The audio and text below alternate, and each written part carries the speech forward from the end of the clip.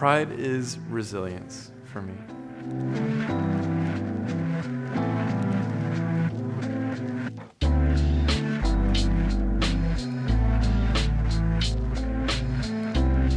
I'm Garrard Conley. I'm the author of Boy Erased, and I am now an activist trying to end conversion therapy. I'm also working on a novel that should be out 2020 or 2021, depending on how long it takes. I go around the country speaking at universities, schools, nonprofits about ending conversion therapy.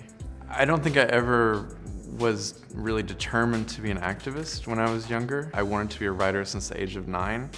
And when I wrote Boy Erased, I did not know what would become of my career. I was like, I just want to get an accurate story out about my experience in conversion therapy. And what happened was, right after the book published, I started getting these emails from people who were still going through conversion therapy, people who had been in a fundamentalist background, and it became impossible to ignore that there was like a bigger project in place for me. Pretty early on after the book was published, I decided to really use my voice to speak out to end conversion therapy. And I think that that to me is what pride is saying, like, not only am I a gay man and I'm out and proud, but I'm also here to help other people who are in less fortunate positions now than I am. At the age of 9, I started learning about Greek mythology, and for some reason, I guess because I'd been steeped in so much religious fundamentalism, it was like this freedom to imagine other gods existing. And it was the first time that I was able to really see the world opening up to a different interpretation. And I was like, oh, stories do that. Like, you don't have to just believe this one zombie story. You can believe all these other stories about these fabulous Greek gods. That's gonna piss so many people off. I mean, the really unfortunate thing in my story is that I didn't get to come out. I was outed by the person who assaulted me. Because of that, I was sent to conversion therapy.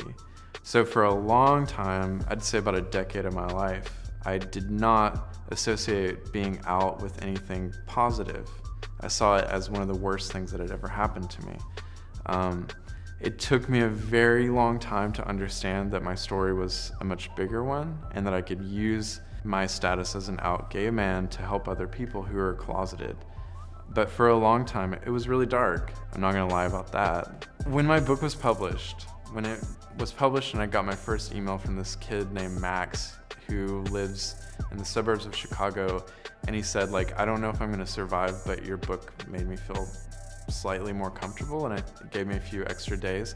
Like, when I read that, I was like, well, I can die now. It's, you know, like there's no better gift that I could give the world than to take my story, which was very negative, and turn it into something that is a positive thing for a lot of people.